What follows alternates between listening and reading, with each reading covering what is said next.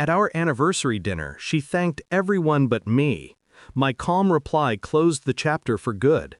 It was the kind of evening that looked perfect from the outside. Dim lights, soft jazz humming beneath the clinking of wine glasses, a table of people pretending to be happy, and my wife at the center of it all, glowing. She laughed too easily, touched arms that weren't mine, talked about her incredible year, as if the person who had built it beside her was just another face in the room. I watched her from across the table, my smile steady, almost rehearsed. When she stood to give her little toast, I leaned back, curious. She thanked her friends, her colleagues, her boss, especially her boss. Then she looked in my direction. For a second, I thought she'd remember. That flicker of guilt in her eyes looked like recognition. But she simply smiled, raised her glass slightly, and said, "And of course, to everyone who believed in me. Everyone. But not me." I didn't move, didn't blink. My glass stayed in my hand, my throat dry. The people around us cheered, oblivious to the quiet fracture between her words and my heart. That was the moment the silence inside me began to change shape. It stopped being pain and started becoming calculation. On the drive home, she talked endlessly about how the night went better than expected, how everyone loved her dress, how Mark couldn't stop complimenting her speech. Mark, her boss, the same man whose messages had begun showing up on her phone late at night, hidden under work updates. A month ago, I might have believed her explanations, might have wanted to, but I'd already crossed the point of denial. The first red flag had been her phone face down during dinner. The second, her perfume changing suddenly. The third, her laughter sounding different when she spoke to him. People think betrayal hits like a scream. It doesn't. It's quiet, like a door closing softly behind you, while you realize you're no longer welcome inside your own life. I didn't confront her that night. I didn't even mention the missing thank you. Instead, I asked if she had a good time. Of course, she smiled. "You were so quiet, though." "I was listening," I said. And I was, to every word she didn't say, to every glance she didn't send my way. That night, when she fell asleep beside me, I watched her breathing, slow, steady, innocent-looking. I remembered when I used to love that rhythm. Now it sounded like the ticking of a clock counting down to something inevitable. Over the next 2 weeks, I stopped being a husband. I became an observer. Her phone, her schedule, her new business lunches. I didn't snoop through her messages, not immediately. I didn't want guesses. I wanted evidence. So I did what I do best. I watched patterns. Every Tuesday, she stayed late at work. Every Thursday, she left earlier than usual to visit her sister. Both days aligned perfectly with Mark's out-of-office status on the company calendar. Coincidence? Maybe once, not twice. I installed a silent tracking app on her phone, not to spy, to know. Truth, after all, is only dangerous when you're not ready for it. And when it came, it didn't explode. It whispered. Hotel receipts, location pings, a message, "Can't wait to see you again. Last night was amazing." Signed, M. I stared at the screen for a long time. Not angry, not even sad, just hollow. The kind of hollow that makes you realize pain isn't the enemy, expectation is.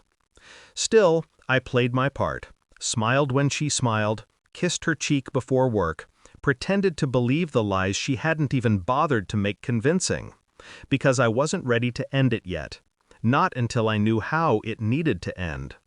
Friday night. The house was quiet except for her laughter from the living room. She was on the phone, soft-voiced, playful. I stood in the hallway, unseen, watching her reflection in the mirror. The way she twirled her hair, bit her lip, smiled like a teenager. It was him. Of course it was him. When she hung up, I stepped forward, calm, expressionless. "Who was that?" I asked. Her body stiffened for just a fraction of a second, the kind of reaction only visible to someone who's been paying attention. "Oh, just Priya from work," she said too quickly. I nodded. "Tell her I said hi." Then I walked away. That night I sent the evidence, screenshots, messages, location data, to her personal email. No note, no accusations. Just the truth waiting for her in her inbox. In the morning, I watched her open it. Her face drained color like water from a cracked vase. You went through my phone?" "No," I said. "I went through reality." Her eyes filled with tears. Not of guilt, of fear. "Please, it's not what you think." "It's exactly what I think," I interrupted. I didn't raise my voice, didn't slam anything. That would have given her the power to think I still cared enough to lose control. "It was a mistake," she whispered. "I love you." "You thanked everyone but me," I said softly. That night, that was the moment I realized you'd already left me. I just hadn't caught up yet. Silence. It filled the room like fog. Then she broke, crying, apologizing, reaching for me. But her words felt small against the weight of my calm. That evening, we were supposed to host a small follow-up dinner. Close friends, family, a celebration of love. I didn't cancel it. I wanted her to wear the same mask one last time. She dressed up, trembling, eyes red, pretending to be fine.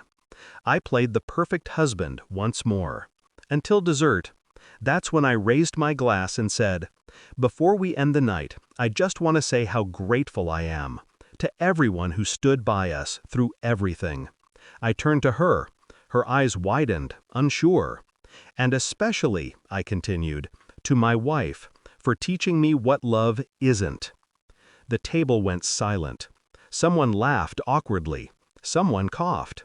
She froze, tears welling again, her lips parting to say something that never came. I placed my wedding ring on the table beside my glass. "You forgot to thank me that night," I said quietly. "Now you don't have to." Then I stood, nodded politely to the guests, and walked out. No shouting, no scene, just the soft click of the door behind me, the sound of finality. Later, I heard she tried calling, dozens of times. I never answered. The silence between us became its own punishment. Because silence, when it comes from someone who once listened, is the loudest noise in the world. It's been 6 months. People still ask what happened. I tell them we just grew apart. They don't need to know how betrayal rots from the inside out, or how forgiveness isn't healing, it's surrender. She sent me a message recently, a single line, "I miss you." I didn't reply, not out of anger, out of peace. Because I realized something the night I walked away. Love isn't proven by how long you stay. It's proven by how silently you can leave when the respect is gone. The world didn't end. It just became clearer. And sometimes, clarity is the cruelest kind of freedom. I sleep well now, not because I've forgotten, but because I finally stopped remembering. How could you do this?